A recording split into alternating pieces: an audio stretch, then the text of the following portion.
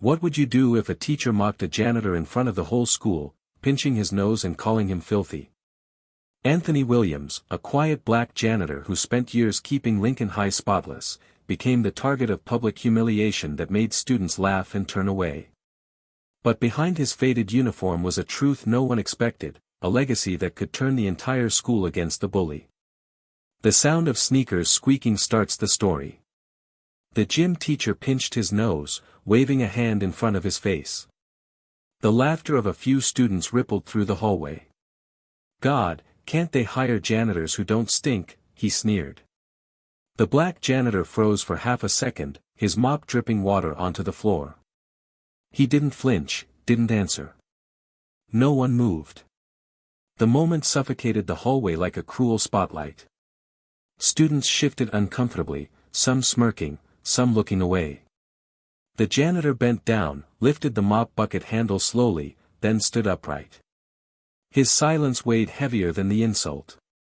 "Clean faster," the teacher snapped, striding away, his sneakers squeaking against the polished floor. A ripple of whispers followed. Behind those whispers was disbelief. How could a teacher humiliate someone so openly? The janitor's hand tightened around the handle. His breath was steady, but his eyes burned.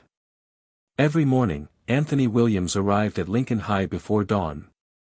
At 42, his shoulders carried both years of labor and a quiet pride in keeping the school running. His uniform was faded blue, the kind issued decades ago. His skin was medium dark, not the jet black that had once drawn taunts in his childhood, yet here in this hallway, prejudice had found him anyway. "Why do you even talk to him?" a student whispered later in the cafeteria. "He's just the janitor." Anthony overheard. He set down a tray of stacked dishes he'd been helping the kitchen crew carry, then kept moving, pretending not to notice. But the sting cut deep. Coach Miller, the gym teacher, made sure the humiliation never stopped. In staff lounges he chuckled loudly, "Every time he passes, the air dies." He pinched his nose theatrically. Sometimes students laughed along, sometimes they didn't. Anthony noticed the glances, the lowered eyes, the turned heads, the tiny betrayals. Still, he kept working. He mopped the halls, emptied the bins, fixed the squeaky doors. Yet every small act of dismissal piled on, pressing his chest like bricks. Until one morning, when the coach's cruelty went too far. It was just after second period. Students crowded the hallway. Anthony wheeled his cart past the lockers, humming faintly to himself. Suddenly Coach Miller stepped out of the gym, sweat-dark polo shirt clinging to his chest. He spotted Anthony and smirked. "Move it, trash man," he barked, then, louder so everyone could hear, "Don't get too close, kids, he reeks like yesterday's garbage." He pinched his nose again and waved his hand dramatically. The hallway froze. Dozens of eyes turned. A girl clutched her backpack straps tighter, a boy looked at the floor. Anthony stopped. The mop handle trembled in his grip. For a heartbeat, silence swallowed the crowd. "Coach," Anthony said quietly, steady but firm, "respect is not a joke." The coach laughed sharply. "Respect? You mop floors. You'll never get respect here." The words hit like a slap, echoing off the lockers. Students gasped. Some looked ashamed. Some looked thrilled at the spectacle. Anthony's jaw clenched. He placed the mop against the wall, folded his arms, and lifted his eyes straight into Miller's. "Be careful," Anthony said, voice cutting through the hush. "You don't know who you're talking to." That afternoon the principal called an emergency staff meeting. Rumors of the hallway scene had spread like wildfire. Parents had called. Students had posted shaky videos online. Coach Miller leaned back in his chair, arms crossed, confident. "This is ridiculous," he scoffed. "It's a janitor. Who cares?" Then the door opened.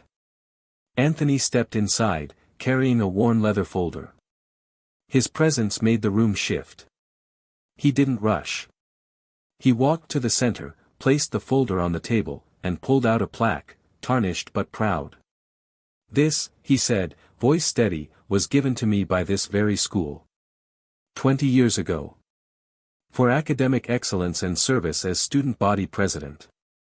Gasps spread across the room. He laid down another, an article clipped from a newspaper. Headline: Lincoln graduate receives Medal of Valor for community service. He looked around. "I came back here not because I had to. I came back because this school saved me. And I wanted to make sure it stayed a place where kids like me could feel safe." The silence broke. A young teacher whispered, "He's a Lincoln legend." N. Coach Miller's face drained of color. He stammered, This doesn't change the fact he's just." "Enough," the principal cut in, his voice sharp. "Your actions humiliated not just a man, but this entire school. You're suspended effective immediately. And the board will decide if you belong here at all." Students watching from the hallway erupted in applause. For the first time, Anthony smiled, not wide, not proud, but calm, like a weight had been lifted. That evening, as the sun set over Lincoln High, Anthony returned to his mop and bucket. A group of students gathered, one calling out, "Mr. Williams, thank you." He paused, eyes soft, hands steady on the mop. "No, thank you. For seeing the truth." The hallway was quiet, but not suffocating anymore. It was full of respect, unspoken but understood. Thank you for watching this story. Share your thoughts in the comments and subscribe for more.